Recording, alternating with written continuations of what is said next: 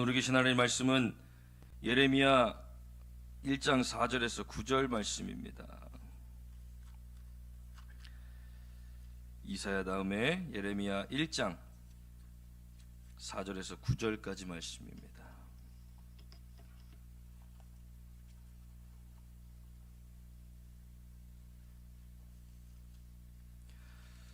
구약성경 1050페이지 예레미야 1장 4절에서 9절까지 말씀입니다.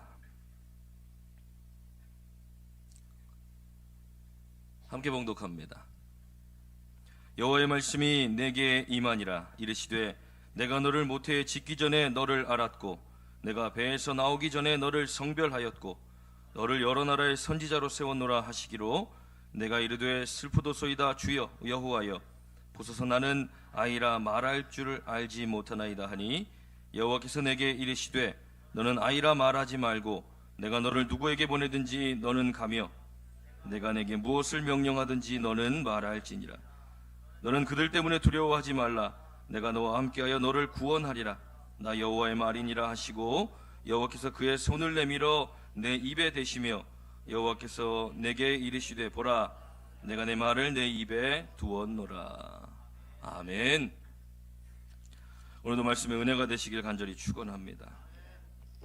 5월 첫 번째 주, 꼭 제가 부임한 지 1년 되는 그런 주일입니다. 제가 작년 5월 1일 온세대 예배 때 부임 설교를 하고 1년이 되었습니다. 그동안의 부족한 종을 따라서 잘 협력해 주시고 또 열심히 따라와 주시고 또 순종해 주시고 도와주셔서 참 감사드립니다. 네. 담임 목사와 성도가 연합해서 선을 이루고 하나님의 뜻을 위하여 달려나아가는 것, 그것이 하나님 보시기에 참 기쁜 일인 줄 믿습니다. 오늘 본문의 말씀을 묵상하면서 제가 참 가졌던 마음이었던 것 같습니다. 하늘교회로 부임하기로 결정을 하고 그리고 기도하면서 이 시간들을 준비할 때 참 두렵고 떨리는 마음이 있었습니다.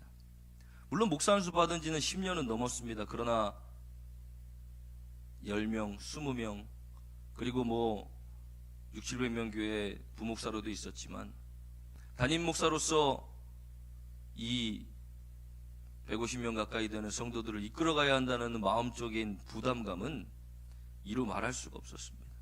그때 제가 할 수 있는 게 무엇입니까? 여러 교회를 찾아다니며 여러 목사님들을 찾아다니며 목회를 배우고, 이런 때 목회를 어떻게 해야 됩니까? 이런 때는 어떻게 해야 됩니까? 물어보는 것보다 기도하는 것밖에 답이 없었습니다. 하나님 도와주십시오. 하나님 나와 함께 하십시오. 하나님이 보내셨다면 책임져 주십시오. 기도하는 것밖에는 답이 없었습니다. 그때 하나님이 저에게 담대한 마음을 주셨고, 오늘 이 본문의 말씀처럼 내가 이르되 슬프도소이다 주 여호와여 나는 아이라 말할 줄을 알지 못하나이다. 주님, 나 할 줄 아는 거 아무것도 없고 할 수 있는 거 아무것도 없고 이렇게 부족한 사람, 이 하늘교회를, 이 영혼들을 책임질 수 있겠습니까? 주님, 나는 아이라 말을 할 줄 알지 못합니다. 그런 저에게 하나님께서 담대함을 주셨고, 그리고 1년이라는 시간 동안 하나님이 꾸준하게 이 부족한 종을 도우시고 함께 하시며 그 일들을 이루어 가셨음을 저는 다시 한번 깨닫게 됩니다. 5월 첫 번째 주 어린이주일을 맞이해서 저는 우리 하늘교회 어린이들과 청소년들, 그리고 우리 하늘교회 모든 성도님들에게 오늘 하나님께서 우리의 마음을 두드리시는 이 말씀이 들려지게 되기를 간절히 축원합니다. 아이라 부르지 말아라. 어떠한 상황과 순간 가운데 우리는 하나님 나는 너무나 부족해서, 하나님 나는 아직 아이라서, 하나님 나는 아직도 연약해서 이것들을 감당할 수 있는 자격이나 실력이나 상황들이 아니에요. 그럴 때 하나님께서 우리에게 너는 아이라 하지 말아라 라고 말씀하신 하나님의 음성이 오늘 예배 가운데, 말씀 가운데 들려져야 할 줄 믿습니다. 이 예레미야가 활동하던 시대는 오늘 본문의 말씀에 보면 베냐민 땅 아나도 제사장들 중에 hil기야의 아들 예레미야에게 임한 하나님의 말씀입니다. 근데 그때가 바로 유다 왕 요시야가 활동하던 시대였습니다. 요시야가 누굽니까? 히스기야 다음으로 종교개혁을 일으켰던 유다의 왕이었습니다. 이 요시야는 성전을 재건하던 중에 율법책을 발견하고, 그리고 그 율법책을 읽고 난 뒤에 자신의 옷을 찢으며, 야, 우리가 하나님 앞에 이렇게 범죄했구나. 그리고 종교개혁을 일으킨 왕이었습니다. 그래서 산당을 제거하고 우상들을 다 깨뜨리며, 그리고 하나님 앞에 바로 서기로 이 유다를 하나님 앞에 온전히 세우기로 작정하고 종교개혁을 일으켰던 왕이었습니다. 거기서 멈추지 않고 멈추었던 유월절을 다시 하나님 앞에 지키며, 그렇게 하나님 말씀대로 살기를 소망했던 왕의 시대에 하나님의 말씀이 이 예레미야 선지자에게 임했던 것입니다. 이 예레미야를 흔히 우리는 눈물의 선지자라고 말합니다.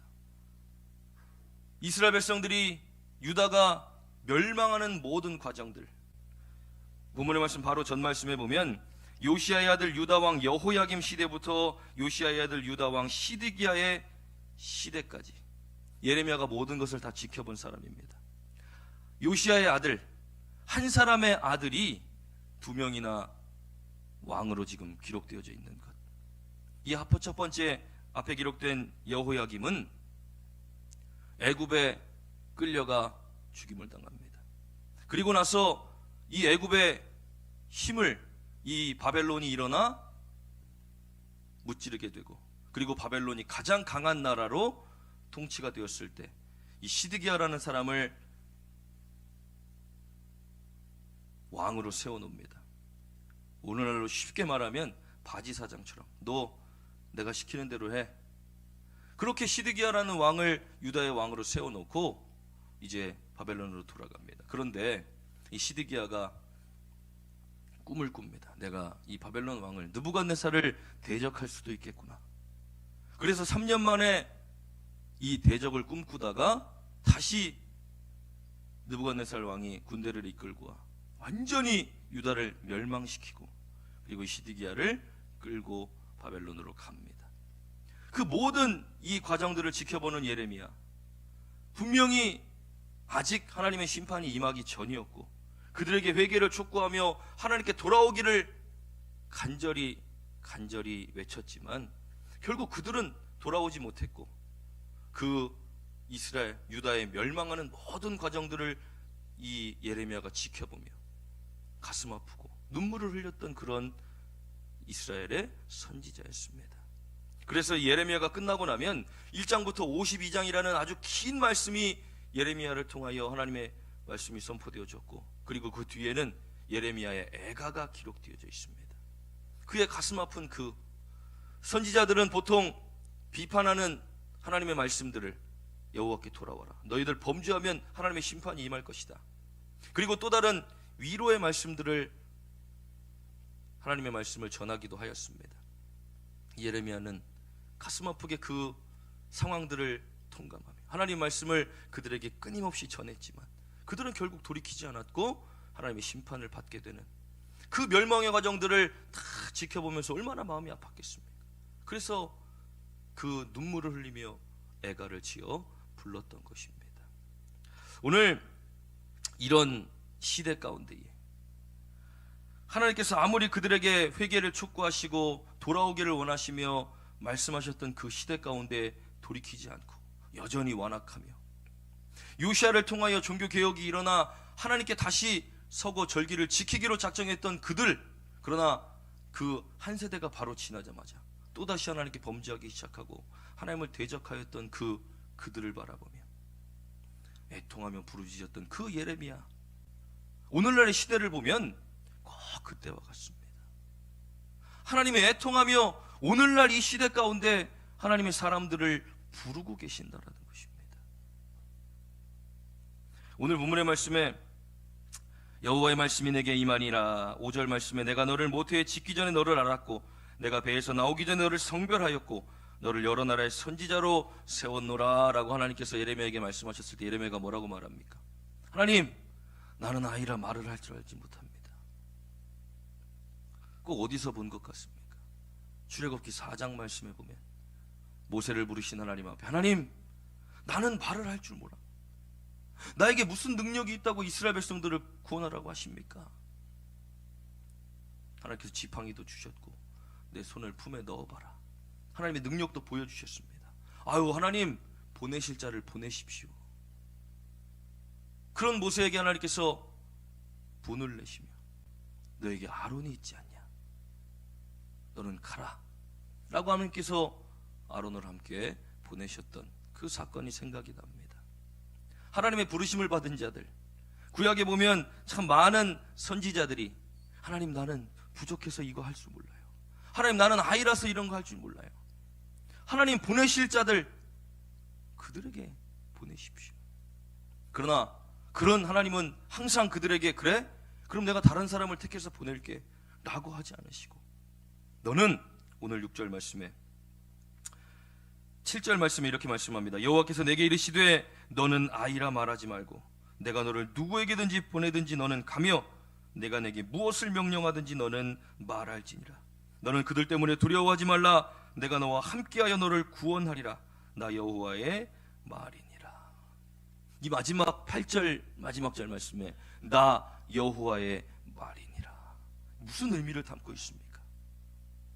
여호와께서 작정하시고 여호와께서 이루기로 하셨고 여호와께서 행하시는 일들은 그 누구도 반대할 수 없고 그 누구도 방해할 수 없으며 완전하게 이루어진다라는 뜻을 강하게 담고 있는 말씀입니다. 여호와의 말씀이 임한다라는 것, 그것은 때론 어떤 부담처럼 느껴질 수 있습니다. 하나님이 우리에게 그렇게 살라고 말씀하시고, 하나님 말씀 우리 가운데 임하여 나를 움직이시고 나를 이끌어가게 하시고 나에게 이 소명을 주신다는 것. 소명이 무엇입니까? 목숨을 내어놓는 것입니다. 하나님께서 우리에게 그런 소명을 주신다는 것입니다. 어떤 세상 가운데? 이 악한 세상 가운데. 그런데 우리에게 연령이나 상황이나 환경이나 제한들이 있습니까? 우리 진모 현모 여기 앉아 유치부 7살, 8살, 그리고 초등부, 중등부, 고등부.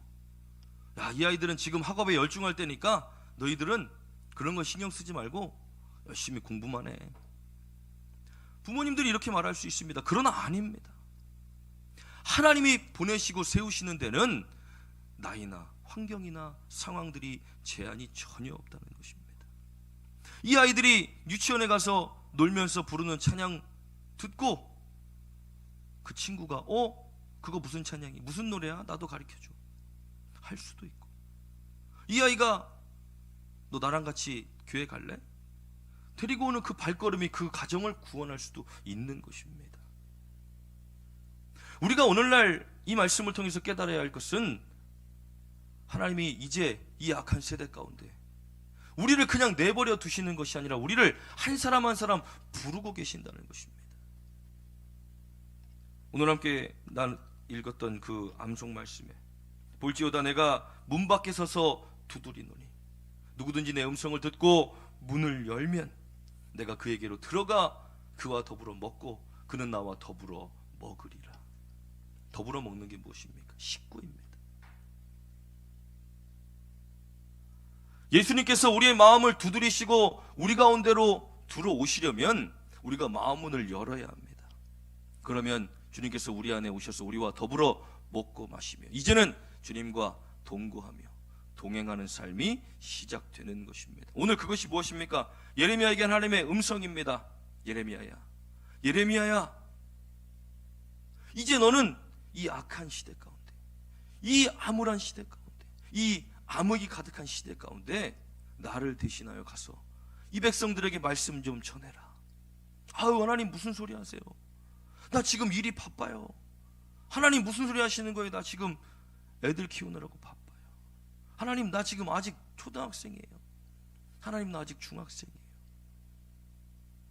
우리는 우리의 상황들, 일도 해야 되고 결혼도 해야 되고 우리에게 맡겨진 내 삶을 살아가느라 분주하고 바쁘지만 하나님은 우리의 마음을 두드리시며 우리를 세우고 하나님의 사람으로 이 땅 가운데 파송하기를 원하신다라는 것입니다.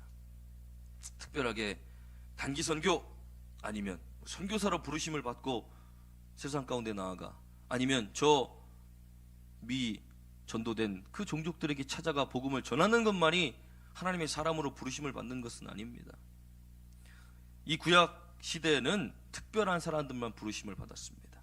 모든 사람들에게 하나님의 말씀이 임한 것이 아니라 특정한 사람들만 하나님께서 따로 세우셔서 기름 부으셔서 하나님의 사람으로 사용하셨습니다. 그러나 오늘날은 성령께서 일하시는 시대가 되었고, 성령 받은 누구든 하나님께서는 세상 가운데로 파송하여 하나님의 사람들로 사용하기를 원하시는데, 오늘 이 말씀, 내가 모태에 짓기 전에 너를 알았고 내가 배에서 나오기 전에 너를 성별하였고 너를 여러 나라의 선지자로 세웠노라. 우리의 나고 자람이 우연이라고 생각하십니까?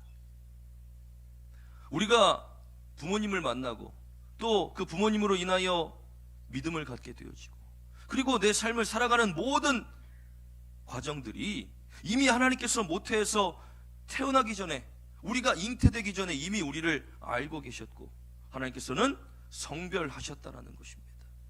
하나님의 사람들로 이미 구별하셨다라는 것입니다.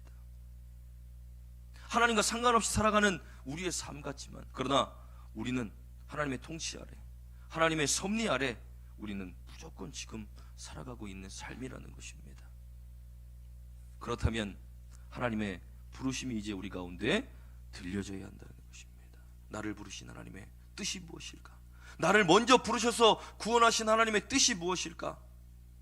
그것은 이 세상 가운데 나아가 우리가 이 어두운 세상, 악한 세상, 하나님을 부인하는 세상, 그리고 하나님의 역사와 음성이 끊어진 세상 가운데 나아가 우리의 믿음과 삶으로 이 세상을 깨우는 것, 빛이 되어 이 세상을 비추고 어둠을 비추고 소금이 되어 맛을 잃은 모든 자들에게 가서 그 맛을 낼 수 있도록 그 역할을 감당하는 것, 그것이 우리가 감당해야 할 삶이라는 것입니다. 우리 아이들이 어리다고 해서 그 역할들을 감당하지 못하는 것이 아닙니다. 때로는 이 아이들이 어른보다 훨씬 더 많은 영혼들을 구원할 수 있는 하나님의 일꾼들이 될 수 있다는 것입니다. 아이라고 할 수 없다는 것이 아니라 하나님께 붙들리게 되면 너는 아이라 하지 말아라. 뭐라고 말씀하십니까? 여호와께서 내게 이르시되 너는 아이라 말하지 말고 내가 너를 누구에게 보내든지 가며 네게 무엇을 명령하든지 너는 말할지니라. 너는 그들 때문에 두려워하지 말라. 내가 너와 함께하여 너를 구원하리라. 하나님께서 나와 함께 하시며 우리를 어디로 보내든지 누구에게 보내든지 그 할 말들을 다 우리에게 주시고 말하게 하신다라는 것입니다. 우리 마음이 말씀을 통하여 좀 깨어지게 되기를 간절히 축원합니다. 그냥 주일날 왔다가는 나 그래 크리스찬이야. 요즘에 젊은이들 사이에 굉장히 유행하고 있는 그 노래가 지올팍인가, 네, 노래가 있습니다. 저도 그 가사 때문에 한번 들어본 적이 있는데, 자기는 여전히 크리스찬이지만 세상을 사랑하는 크리스찬으로 살고 있다. 그러나 난 여전히 크리스찬이다. 그런 크리스찬들을 이 비꼬는, 그런 꼬집는 가사들이 쭉 적혀 있는 걸로 제가 알고 있습니다. 그래서 그것을 패러디해서 나는 여전히 불교다, 뭐 이런 패러디들이 계속 나오는 걸로 제가 알고 있는데, 우리는 크리스찬입니다. 여전히 그리스도인으로 살고 있지만 하나님의 뜻과 상관없는 그리스도인으로 살고 있다는 것입니다. 하나님의 비전과 상관없는 그리스도인으로 살고 있다는 것입니다. 내가 하는 사업이 잘 되고 내가 하는 일이 잘 되고 우리 자녀들이 건강하고 우리 부모님이 장수하고 내가 잘 먹고 잘 사는 것이 그리스도인의 삶이 아니라는 것입니다. 우리의 마음을 찾아와 두드리시며 나와 함께 먹고 마시자. 그리고 너는 이 세상 가운데 나를 위하여 나아가라 라고 말씀하신 하나님의 음성이 우리 가운데 이제 들려지고 우리는 그 이들을 감당하는 그것이 크리스찬의 삶이라는 것입니다. 하루 가운데 이뤄지는 수많은 만남들 속에 기도의 응답을, 또 간증을, 또 하나님 하셨던 일들, 내가 예수 믿고 변화되어진 일들을 나누며 그들에게도 가르쳐주는 것, 전해주는 것. 왜 우리 자녀들을 그렇게 어린 시절에 교회 나오도록 만듭니까? 또 교회 가야지. 왜 그렇습니까? 체험과 은혜를 입지 않았다면 너 하고 싶은 대로 해. 그래. 그러나 그럴 수 없다라는 것입니다. 하나님과 함께 하지 않는 삶은 절대로 지켜질 수 없기 때문에 하나님과 동행하는 삶, 비록 이 예레미야에게 임한 하나님의 말씀 너무나 가슴 아픈 말씀이었습니다. 그리고 이들을 향하여 나아가 이 말씀을 전해야 한다는 것 너무나 쉽지 않은 일이었습니다. 그러나 감당할 수 있는 것은 그 안에서 하나님이 함께 하시며 내가 너를 구원하겠다, 내가 너를 돕겠다, 내가 너와 함께 하겠다 말씀하시는 하나님의 말씀이 그 가운데 들려지기 때문에 아프고 힘들지만 감당할 수 있는 것입니다. 우리 아까 하진이가 고백했던 것처럼 케냐가 어떤 곳입니까? 저도 안 가봐서 잘 모르겠습니다. 사진으로만, 영상으로만 봤기 때문에. 그런데 우리나라처럼 깨끗하지 않고 잠자리나 먹을 거나 뭐 하나 제대로 되는 게 있겠습니까? 도망치고 싶고 그만 집에 가고 싶고, 그런 상황들 속에서 부어주시는 하나님의 은혜, 내가 너와 함께 하겠다, 그 상황들 속에 하나님이 역사하시며 일하시는 모습들을 보여주실 때 움직이게 되는 것입니다. 이 암울한 세상 가운데 나와 상관없어, 상관없이 살아가는 사람들은 편하게 살아갑니다. 그러나 하나님 없이 살아가는 이 시대를 바라보면, 이 세대를 바라보면 우리는 절대로 가만히 있을 수가 없는 것입니다. 나라도 우리 가정, 나라도 우리 직장, 나라도 우리 사업장, 이 사람들이라도 하나님 만나게 하자. 기도하며 하루를 시작하며 기도하며 그들을 붙들고 나아갈 때 하나님이 너는 아이라 하지 말아라, 내가 너와 함께 하겠다, 내가 할 말을 내게 주겠다, 내가 너를 구원하겠다, 너는 두려워하지 말아라, 담대해라 말씀하시는 그 하나님의 음성을 가지고 내가 그래 연약한 자가 아니었지, 하나님이 나와 함께 하시는구나, 담대하게 이 세상 가운데로 나아가 복음을 전하여 강권하여 데려다가 하나님의 집을 채워나가는 저와 여러분들이 되어지길 간절히 축원합니다. 기도하겠습니다. 하나님, 예배 가운데 우리의 삶 가운데 끊임없이 우리를 찾아와 우리의 마음을 두드리시며